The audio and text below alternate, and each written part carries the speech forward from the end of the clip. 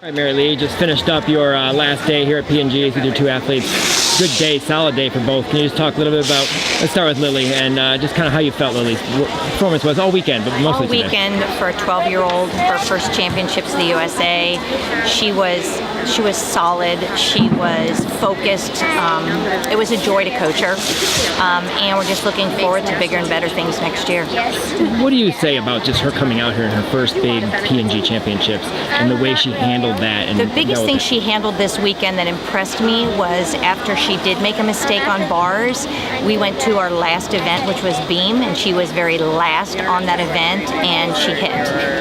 So her mental toughness was impressive. How do you think this is going to help her now as she goes another year in this elite level? I think she's hungrier. I think that she's hungrier now to get bigger skills and be even better at execution. So it fired her up, and it made her believe that she can be part of this next year.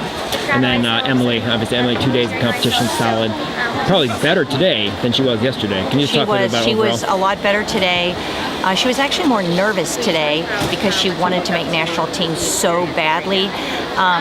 But Emily is a competitor, and today she was so determined.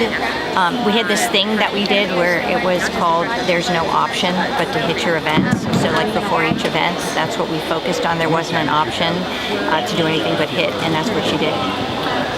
Talk just a little bit about the difference in Emily this year and just what you've seen and how she handled herself here. I mean, I think day two she was hungrier. She just you can tell she just wanted it. She was just going to go out there and get it. Overall, a great weekend for her. She came back to Cincinnati in January, and she was out of shape and a little bit distraught. But she came back because she knew I believed in her. And every month she got a little bit better, and not just physically, but believing that maybe she could be great again. And so I think this weekend, where she finished and how she did, makes her know that she can even be better than she was this weekend. I would say, what are you going to take away with her from this competition, from her performance? I think what she's taken away is that I can be a player. I am good enough in the senior division to be with the top kids in our country. So, her first thing is I got to get some more skills. The same thing a lot of kids say because they know that that's what it's going to take to move up the ladder. And the last thing is, obviously, she is in the mix for the selection camp for Worlds.